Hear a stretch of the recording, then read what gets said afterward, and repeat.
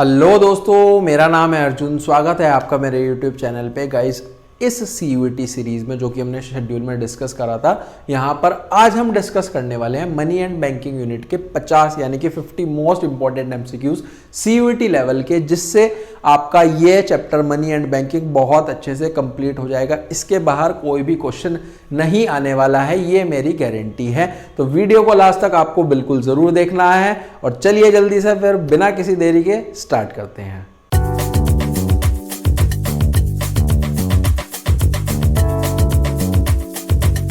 देखो, money and banking में काफी सारे हमारे पास इंपॉर्टेंट टॉपिक्स है जो हम यहाँ पर कवर करने वाले हैं। जैसे हमारे पास बार्टर सिस्टम से क्वेश्चन आ सकता है, कि हमारे पास यहाँ पर फंक्शन ऑफ मनी से आ सकता है क्वेश्चन, कमर्शियल बैंक से, सेंट्रल बैंक के फंक्शन से। काफी सारे इंपॉर्टेंट टॉपिक्स है जो कि मैंने इन 50 MCQs में सारे के सारे कवर कर दिए हैं। चलते हैं सबसे पहले MCQ की तरफ। देखो जी, सबसे पहला MCQ लिखा है, repo rate is the rate at which RBI lends money. जो हमारे पास रेपो रेट होता है, उसमें शॉर्ट पीरियड के लिए हमारे पास मनी जो है लेंड करी जाती है कॉमर्शियल बैंक्स के लिए। ठीक है जी। इसके बाद आ जाता है, arrange the following statements relating to open market operations. एक करेक्ट सीक्वेंस में आपको लगानी है। सबसे पहली हमारे पास क्या होगी कि सेंट्रल बैंक बाय करेगी government bonds in open market. ठीक है जी। फिर उसके बाद सेंट्रल बैंक पे करती है, pays for it by giving a cheque. फिर उसके बाद हमारे पास this increase the total amount of reservation in the economy. फिर उसके बाद आ जाता है, thereby resulting an increase in the money supply. उससे मनी सप्लाई हमारे पास बढ़ जाता है। तो ऑप्शन बन जाता है सर डी। ठीक है जी। इसके बाद चलते हैं, RBI can influence money supply. RBI money supply को कैसे इन्फ्लुएंस करती है, किस चीज में चेंज करके करती है? वो करती है अपने बैंक रेट में। ठीक है जी, समझ में आ गया। RBI can influence money supply by changing bank rate at which it gives loan to commercial bank. उसी में वो क्या करती है, लोन देती है कॉमर्शियल बैंक्स को, है ना। उसके बाद लिखा गया है, नेक्स्ट क्वेश्चन है, रीड द फॉलोइंग डायलॉग। दो लोगों का डायलॉग है। सीता कहती है कि मुझे 1 किलो पोटैटो चाहिए। रानी कहती है, what will you give in exchange? उसके बदले में आप क्या दोगे? सीता कहती है, मैं आपको 2 लीटर मिल्क दे दूंगी उसके बदले में। रानी कहती है, I don't need milk, I need shoe. तो यहाँ पर कौन सी प्रॉब्लम है सर? यहाँ पर जो प्रॉब्लम है वो है lack of double coincidence of bonds. के जरूरी नहीं है जो सीता को चाहिए वो रानी को भी चाहिए, है ना। ये इसके अंदर आ जाता है। फिर आ जाता है, which is the most liquid measures of money supply. सबसे ज्यादा जो लिक्विड होता है वो होता है हमारे पास M1। नेक्स्ट पर चलते हैं। नेक्स्ट क्या लिखा है, हाई पावर्ड मनी में क्या क्या आता है सर? हाई पावर्ड मनी में हमारे पास बेसिकली 2 चीज आती हैं, एक तो करेंसी हेल्ड बाय पब्लिक और कैश रिजर्व्स विद बैंक। ठीक है जी।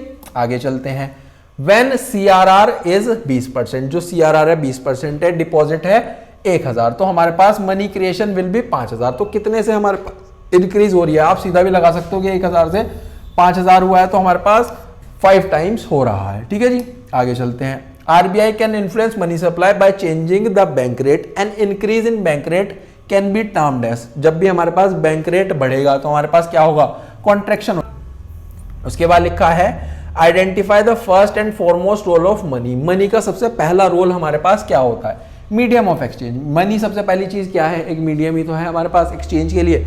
इसके बाद नेक्स्ट पे चलते हैं, 10 क्या लिखा है, supply of money refers to quantity of money. Supply of money का मतलब क्या होता है, क्वांटिटी ऑफ मनी। कब? As on any point of time. ठीक है जी, समझ में आ गया। आगे चलते हैं, if you have 2 metre cloth, अगर आपके पास 2 मीटर क्लॉथ है, and you want wheat against in then, और उसके बदले में आपको वीट चाहिए, how much wheat you should, आपको उसके बदले में कितना वीट मिलेगा। तो यहाँ पर कौन सा ड्रॉबैक है, ये है मेजर ऑफ वैल्यू। क्या आप वैल्यू ही नहीं लगा पा रहे हो कि हम 2 मीटर क्लॉथ के बदले में कितना वीट दे सकते हैं? तो यही बार्टर की सबसे बड़ी और अच्छी प्रॉब्लम है ना। उसके बाद लिखा है, विच of the following statement is correct about money supply. Money supply के लिए यहाँ पर कौन सी स्टेटमेंट करेक्ट है? सबसे पहले लिखी है कि उसमें कैश रिजर्व आता है। नो सर, गलत है। तो it is a flow variable. No, it refers to a stock of money held by public at a particular point of time. बिल्कुल सही बात लिखी गई है। Arrange the correct sequence of impact of increase in bank rate of central bank. चलो जी, इसको correct sequence में आपको करना है। देखते हैं जी, सबसे पहले हमारे पास क्या है, इसमें आ जाएगा expensive loan taken by commercial bank. ये हमारे पास सबसे पहली चीज है। फिर आ जाएगा हमारे पास increase in rate of interest by commercial bank. ठीक है जी। फिर उसके बाद हमारे पास इसके अंदर आ जाता है costly loan for general public. फिर इसके अंदर आ जाता है डिक्रीज इन मनी सप्लाई और control over the situation of inflation. तो ऑप्शन डी बन जाता है। ठीक है जी। इसके बाद चलते हैं, when the interest rate is increase the demand of money. जब भी हमारे पास रेट इंक्रीज होगा, इंटरेस्ट रेट में इंक्रीज होगा, जो डिमांड ऑफ मनी है वो क्या होगी, वो कम हो जाएगी सर। ठीक है जी, आगे चलते हैं। Identify the rate at which RBI give loans to commercial banks to influence money supply. Money supply को इन्फ्लुएंस करने के लिए जो आरबीआई है वो कमर्शियल बैंक्स को लोन देती है, उसमें होता है basically bank rate. Which of the following is not a problem of barter. Barter की प्रॉब्लम कौन सी नहीं है? ये भी प्रॉब्लम है, ये भी प्रॉब्लम है, ये भी प्रॉब्लम है, ये प्रॉब्लम नहीं है बेसिकली अनएम्प्लॉयमेंट। तो ये ऑप्शन नहीं बनता है, ये ऑप्शन बन जाता है एम्प्लॉयमेंट, है ना। चलो जी, फिर इसके बाद आ जाता है if Harsh has a mobile and he wants a tablet. Harsh के पास मोबाइल है और उसे टैबलेट चाहिए। शिवम के पास लैपटॉप है और उसको मोबाइल चाहिए। In exchange of laptop what problem Harish and Shivam are facing. उनको क्या प्रॉब्लम फेस कर रही है कि जरूरी नहीं है जो उसको चाहिए हरीश को वो हमारे पास शिवम के पास है ना। तो ये आ जाएगा lack of double coincidence of wants. इसके बाद है सपोज एक इकोनॉमी के अंदर इनिशियल डिपॉजिट 400 है, टोटल डिपॉजिट 4000 है और आपको आरआर बताना है, रिजर्व बताना है। देखो जी, इसका एक फॉर्मूला लगाओ यहाँ पर, बेसिकली वो है कि total deposits divide by initial deposits. तो ये बेसिकली आ गया हमारे पास 2 0 से 2 0 कट 10 आ गया। यहाँ पर एक फॉर्मूला और लगाना पड़ेगा, ये नीचे आ जाएगा 1/10 तो 0.1 आ जाएगा। तो आंसर बना ये सी। आगे चलो जी, RBI is the only institution which can issue currency. ये हमारे पास बेसिकली एक केस है, केस के अकॉर्डिंग आपको क्वेश्चन सॉल्व करना है। क्वेश्चन ही पढ़ लेते हैं। क्वेश्चन में हमारे पास क्या लिखा गया है, reverse repo rate is defined as. Reverse repo rate basically क्या होता है? रेट से पहले लिखा गया है कि rate at which RBI give loan to commercial bank, नहीं। Rate at which commercial bank can give loans to customer, नहीं। ये आ सकता है rate at which central bank sell security करता है और which has specification about the rate and price, ये आ सकता है।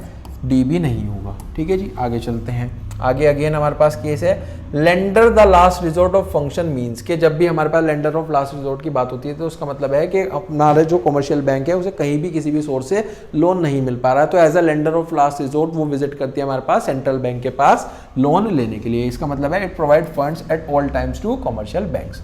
ठीक है जी, इसके बाद आगे चलते हैं। आगे हमारे पास क्वेश्चन गिवन है विच of the following institution which issues currency. Currency कौन इशू करता है सर? आरबीआई इशू करता है। फिर इसके बाद नेक्स्ट पे आ जाता है। नेक्स्ट क्या लिखा है, selling of bonds by RBI result in which of the following. सबसे पहले लिखा है इट डिक्रीज मनी सप्लाई, बिल्कुल सही बात लिखी है। इंक्रीज कर देता है, नहीं। चेंज करता है, नहीं। करेंसी इशू करता है, नहीं। तो फर्स्ट आ जाएगा, है ना। इसके बाद नेक्स्ट पे आ जाते हैं। बैंक रेट क्या होता है? Bank rate is defined at the rate at which RBI give loans to commercial banks, बिल्कुल सही बात लिखी गई है कि जब आरबीआई कमर्शियल बैंक्स को पैसा देता है। नेक्स्ट लिखा है fall in the bank rate, अगर बैंक रेट कम हो रहा है तो मनी सप्लाई बढ़ी हुई होगी, है ना। तो उसके लिए हमें क्या करना पड़ेगा, इसको सही करना पड़ेगा। कैलकुलेट द टोटल डिपॉजिट बताने हैं। अगर प्राइमरी डिपॉजिट 20 करोड़ है, कैश रिजर्व 20% है, बताओ जी टोटल डिपॉजिट्स कितने हो सकते हैं। सबसे पहले तो यहाँ पर आप निकाल लो कि हमारे पास 1/20% कर लो। तो 1 जब हम 20% करेंगे तो ये आ जाएगा सर हमारे पास, ये आ जाएगा हमारे पास आ जाएगा 5, यानी कि 5 टाइम्स हमारे पास है ना। और इनिशियल डिपॉजिट का 5 टाइम्स आप करोगे तो आ जाएगा 100। ठीक है, आगे चलते हैं। What items are not included in M1? M1 में क्या नहीं होता है? Currency and coins with public तो आ जाता है। इंटर बैंक डिपॉजिट्स ये नहीं आता है सर, ये हो जाएगा करेक्ट ऑप्शंस, ये भी इनकरेक्ट है ना। आगे चलते हैं। Identify which of the following is not a function of RBI. RBI का इनमें से क्या फंक्शन नहीं है? देखो जी, to act as a banker to the government of India, ये तो बेसिकली है। To act as the custodian of gold reserve of India, ये भी बेसिकली है, तो ये भी नहीं आएगा। To act as a financial adviser, ये भी है, नहीं है। टू इशू कॉइन नोट, ये तो हमारे पास मिनिस्ट्री ऑफ फाइनेंस करती है, ये आ जाएगा। Identify which of the following bank does not interact directly with the general public. RBI ऐसा बैंक है जो जनरल पब्लिक से डील नहीं करता, कमर्शियल बैंक्स करते हैं। आरबीआई डील करता है हमारे पास कमर्शियल बैंक्स के साथ, कमर्शियल बैंक करते हैं जनरल पब्लिक के साथ। Which of the following statement is correct? Correct statement पता नहीं है। RBI act as a banker to the central government and commercial banker to the state government, नहीं जी, ये तो गलत बात लिखी गई है। Central bank creates credit creation in the economy, ये भी हमारे पास गलत लिखा गया है। All financial institutions are banking institutions, no. 1 rupee notes and all currencies are issued by the government of the India, ये हमारे पास सही बात लिखी गई है। इसके बाद नेक्स्ट पे चलते हैं। RBI can influence money supply by changing the dash at which it give loans to commercial bank for long period. Long period के लिए हमारे पास बैंक रेट आ जाता है। ठीक है जी, आगे चलते हैं। Which of the following statement is correct. इस तरीके के क्वेश्चन बहुत आते हैं जो करेक्ट स्टेटमेंट और इनकरेक्ट स्टेटमेंट वाले होते हैं। चलो जी, bank rate is the rate at which central bank is ready to give credit to commercial bank, सही है। बैंक रेट और मार्केट इंटरेस्ट रेट डिफरेंट होता है। Bank rate is discount rate of the central bank, ये भी सही बात लिखी है। तो सारे ऑप्शन हमारे पास यहाँ पर सही हो जाते हैं। Find the odd one out of the following, इसमें से ऑड वन आउट करना है। Reverse repo rate, cash reserve ratio, margin requirement, open market operation, ये हमारे पास अलग है। ठीक है जी। Dash is fix by RBI of India, क्या फिक्स करती है? एसएलआर और सीआरआर दोनों को फिक्स करती है। आगे चलते हैं। 1 रुपी नोट पे सिग्नेचर होते हैं किसके और अदर करेंसी पे सिग्नेचर होते हैं किसके? देखो, जो 1 रुपी नोट होते हैं उस पे होते हैं फाइनेंस सेक्रेटरी के, और जो अदर करेंसी होती है उस पे होते हैं गवर्नर ऑफ आरबीआई के, है ना। Credit creation means creation of secondary deposits, primary नहीं आएगा, बोथ तो आएगा ही नहीं, है ना। Being the apex bank, RBI क्या मेंटेन करता है? Maintain the same relation with commercial banks at the latter maintains with the public. तो यहाँ पर कौन सा फंक्शन हाईलाइट हो रहा है? यहाँ पर हो रहा है सर बैंकर्स बैंक, वो बैंकर्स का भी बैंक है क्योंकि कमर्शियल बैंक्स के साथ डील करता है। The main M of the monetary policy, जो मॉनेटरी पॉलिसी होती है उसका जो मेन एम होता है वो क्या होता है? To bring price stability in the economy. उसके बाद लिखा है commercial banks create money by way of, commercial banks कैसे हमारे पास मनी को क्रिएट करते हैं? वो क्रिएट करते हैं डिमांड डिपॉजिट से, है ना। फिर उसके बाद लिखा है qualitative instruments of money supply exclude, उसमें क्या नहीं आता? इसमें हमारे पास बैंक रेट नहीं आता है। Bank rate is the rate at which central bank lends money to commercial banks, ये आ जाएगा। Credit control means, credit control का मतलब क्या होता है? कॉन्ट्रैक्शन होना, एक्सपेंशन होना, या both contraction and expansion. Repo rate relate to, repo rate किससे रिलेटेड होता है? वो रिलेटेड होता है हमारे पास शॉर्ट टर्म बोरोइंग से, है ना। In order to encourage investment in the economy, central bank क्या करता है? सेंट्रल बैंक कम कर देता है सीआरआर को, है ना। Deposit creation by banks comes to end when, कब आएंगे हमारे पास जो डिपॉजिट क्रिएशन है बैंक के द्वारा? एंड पे, जब fresh deposit with bank become zero, no. और एलआरआर जीरो होगा, मनी मल्टीप्लायर जीरो होगा, या टोटल कैश रिजर्व्स इक्वल हो जाएंगे इनिशियल डिपॉजिट्स के? बिल्कुल, जब हमारे पास initial deposit total cash reserves के इक्वल हो जाता है। ये हमने मनी मल्टीप्लायर में भी बहुत अच्छे से पढ़ा था। Central bank can increase availability of credit by, कैसे करती है? वो करती है बाइंग गवर्नमेंट सिक्योरिटीज की मदद से। इसके बाद हमारे पास केस गिवन है। केस में देखो क्या लिखा गया है, बेसिकली आपको बताना है यहां पर ये जो हमारे पास गिवन है इनको करेक्ट आंसर बताना है ना, करेक्ट बताना है यहाँ पर क्या होगा। As a banker's bank what is the role played by RBI, RBI का क्या रोल हो सकता है? आरबीआई का रोल होता है कस्टोडियन ऑफ कैश रिजर्व, और हमारे पास बिल्कुल सही बात लिखी गई है। Maintain foreign exchange reserve, no. Currency issue, yes. Lender of last resort, yes. Clearing house, yes. तो A C D E, B नहीं आएगा। ठीक है जी, आगे चलते हैं। आगे लिखा गया है, क्वेश्चन है which function of the central bank is referred in the above paragraph, ऊपर वाले पैराग्राफ में इसमें बताओ जी कौन सा हमारे पास फंक्शन लग रहा है। देखो जी, RBI recently impose a monetary policy, उसने लगाई है 3 बैंक्स पे 1.5 लाख ऑन डॉक्टर सरकारी बैंक पे लगाया है, 25,000 नागरिक सरकारी बैंक पे लगाया है, 1 लाख रवि कमर्शियल बैंक पे लगाया है। किस लिए? For violating the provisions of regulations, तोड़े उन्होंने। The banking regulator has impose a monetary policy on the contravention of non compliance with the direction issued by to RBI commercial banks, exposure norms, statutory और other restrictions और KYC. तो basically ये तो एक supervisor की तरह काम कर रहा है यहाँ पर आरबीआई। ठीक है जी, आगे चलते हैं। क्वेश्चन बिल्कुल अलग है और केस सेम है। How does RBI act as a supervisor to the bank, क्या काम करता है? वो इंस्पेक्ट करता है, इम्पोज करता है पेनल्टी को, सुपरवाइजर की तरह, है ना।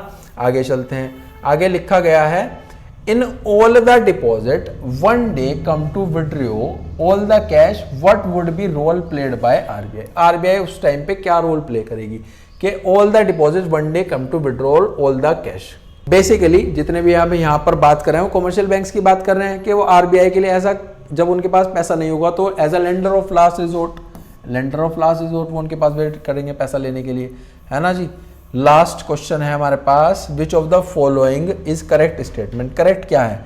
RBI act as a banker to commercial banks and central bank, no, ये तो गलत हो गया। सेंट्रल बैंक के लिए कैसे हो सकता है? Central bank creates credit creation in the economy, गलत है। All the financial institutions are banking institutions, no. 1 rupee note and all currencies are issued by the ministry of finance, ये बिल्कुल सही बात लिखी गई है यहाँ पर। ठीक है जी, बेसिकली यही थे हमारे पास 50 बहुत ही ज़्यादा most important MCQs related to the chapter money and banking. अगर आपने ये कर लिया तो सीयूटी में आपके सारे के सारे टॉपिक्स कवर हो जाएंगे। आई होप आपको बहुत अच्छे से गाइस समझ में आए होंगे। वीडियो अच्छी लगी हो तो अपने दोस्तों के साथ शेयर करें जो सीयूटी की प्रिपरेशन कर रहे हैं। चैनल को ज़्यादा से ज़्यादा सब्सक्राइब करें, वीडियोज़ पे लाइक और कमेंट करें। अगर कोई भी आपको प्रॉब्लम आती है, कोई भी आपको डाउट पूछना है तो वीडियोज़ में आप नीचे कमेंट करके मुझसे पूछ सकते हो। नंबर भी वहाँ पर गिवन है। और मिलते हैं नेक्स्ट वीडियो में। Till then, thank you.